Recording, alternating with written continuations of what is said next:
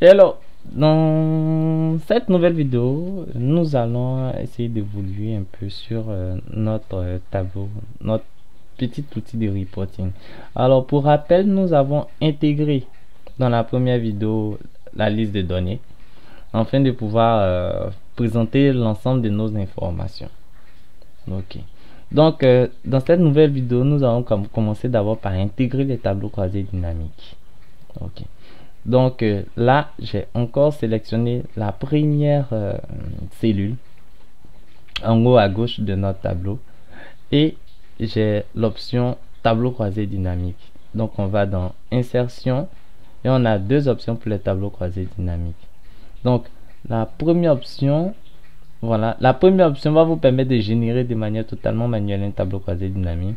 La seconde option, elle, va vous proposer déjà des styles de tableau croisé dynamique que vous pourrez utiliser. Donc, on va aller droit au but et générer notre tableau croisé dynamique. Une fois que je clique sur tableau croisé dynamique, il va d'abord me dire de sélectionner le tableau, la plage de données liées. Là, par défaut, on a sélectionné le tableau 1, qui est en fait le nom de notre tableau Excel. Voilà, ici le nom, tableau 1. Ok, donc je reviens encore. Voilà. Ensuite, il va nous demander d'utiliser une source de données Excel. Vous pouvez connecter Excel, une source de données externe. Vous pouvez collecter des données externes à Excel. Bon, ce n'est pas notre objectif.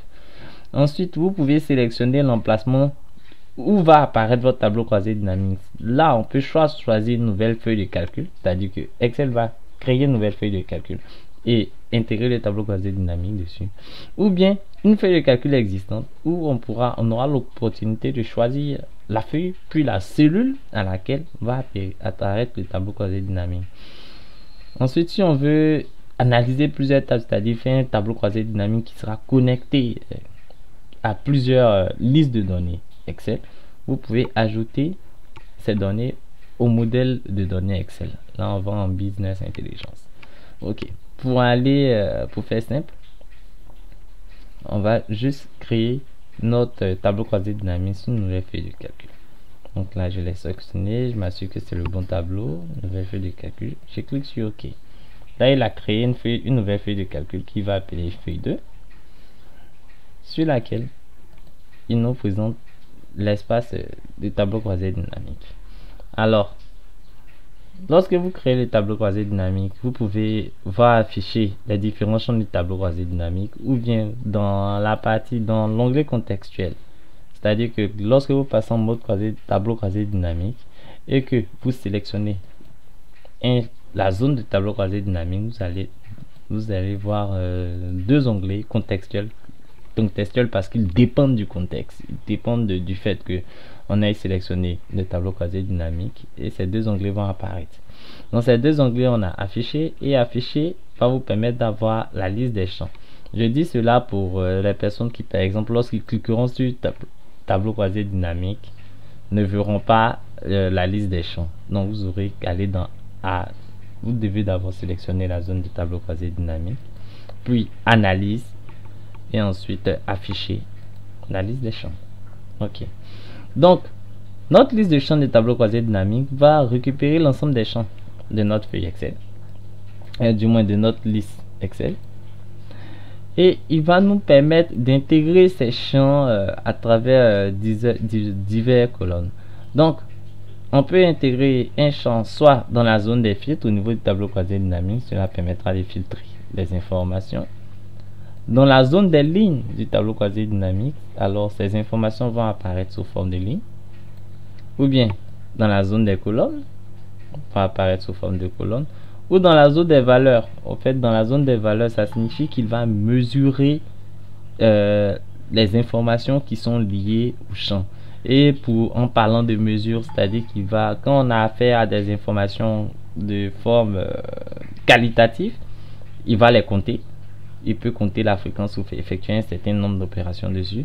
Quand on a des informations, des valeurs quantitatives, en plus de compter la fréquence, il peut les additionner, les multiplier, etc., etc. Donc voilà, par exemple, quand on clique sur la petite flèche puis sur paramètres de champ de valeur, on voit un peu la liste des différents types d'opérations que le tableau croisé dynamique peut faire sur une valeur. Il est même possible encore d'ajouter des valeurs personnalisées, mais bon, là c'est toute une autre histoire. Alors nous avons notre tableau croisé dynamique. Il faut savoir que notre feuille de reporting est composée en fait de 2 tableaux croisés dynamiques. Donc on va faire le premier tableau croisé dynamique qui permet d'avoir le chiffre d'affaires par mois, puis un second tableau croisé dynamique qui est le chiffre d'affaires par client, sinon partenaire. Ok, donc là on a le chiffre d'affaires par mois, donc on va récupérer d'abord les mois ici et on va aller les mettre en colonne. Ok, non, je fais pas, plutôt je vais récupérer les dates, les mois et années, je vais les réutiliser tout à l'heure. Ok, donc on va récupérer les dates et ces dates on va les convertir en mois. L'une des fonctionnalités assez intéressantes sur les tableaux croisés dynamiques, c'est le groupage de données. Alors, vous avez des informations qui sont en mois. Avec un clic droit, donc qui sont sous forme de dates. Avec le clic droit sur les informations, vous verrez les options, les paramètres de colonne du tableau croisé dynamique apparaître et là vous avez l'option grouper. Lorsque vous choisissez l'option grouper, vous avez la possibilité de regrouper les données par rapport à un objectif. Ici, puisque nous avons les dates, donc il va me donner la date de début de fin, mais il va me permettre de regrouper ces différentes informations en secondes, en minutes, en heures, en jours, en mois, en trimestres, en années. Donc là, je peux par exemple sélectionner en trimestre et là, il va me convertir ces informations en trimestre.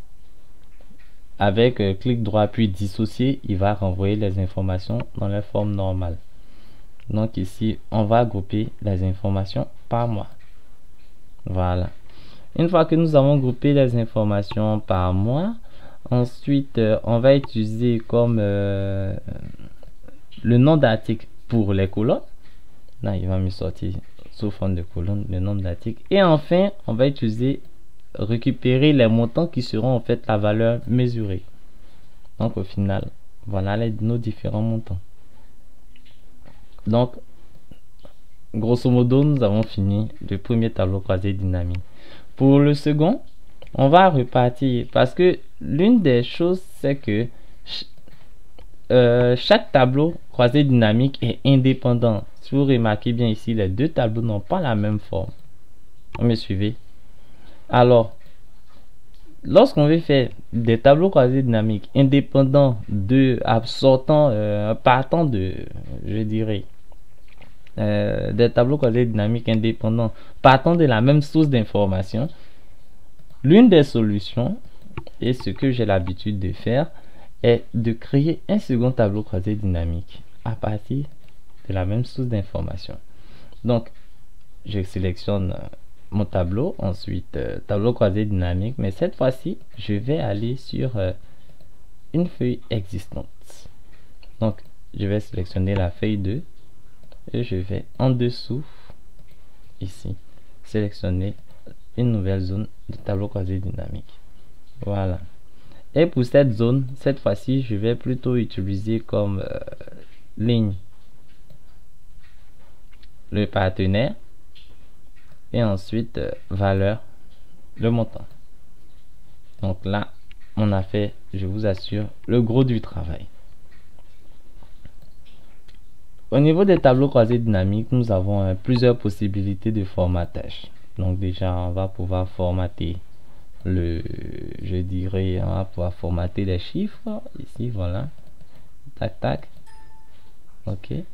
Au niveau des services, je vais le faire grandir un peu. On va aussi formater les totaux. Allons, voilà. Ok. Donc ensuite, dans les options du tableau croisé dynamique, on a la possibilité de faire plusieurs modifications. Et l'une des modifications que j'aime bien faire, c'est supprimer l'ajustement automatique des largeurs de colonne lors de la mise à jour. En effet, quand cet ajustement est activé, après chaque mise à jour, la forme du tableau sera totalement revue. Alors que en la désactivant, la mise à jour, à chaque nouvelle mise à jour, il va juste au niveau du tableau ajouter de nouvelles, comment dirais-je, utiliser de l'espace juste pour les nouveaux éléments. C'est très intéressant pour éviter que votre tableau, du moins votre reporting, dès qu'il y a une modification de données, se déforme totalement. Ensuite, conserver la mise en forme des cellules lors des mises à jour, oui, pour que les cellules gardent toujours la même forme. Ok. Donc, on a intégré nos différentes cellules. On va faire la même mise à jour ici. D'abord, on va mettre à jour. On revoit la mise en forme. Ok. Et puis, on va faire la même modification au niveau des options de tableau croisé dynamique. Supprimer l'ajustement. Ok. Alors, je pense que on a ajouté le tableau croisé dynamique. On peut mettre fin à cette vidéo. Dans la prochaine vidéo, on va surtout attaquer le graphe et les segments. Je vous remercie.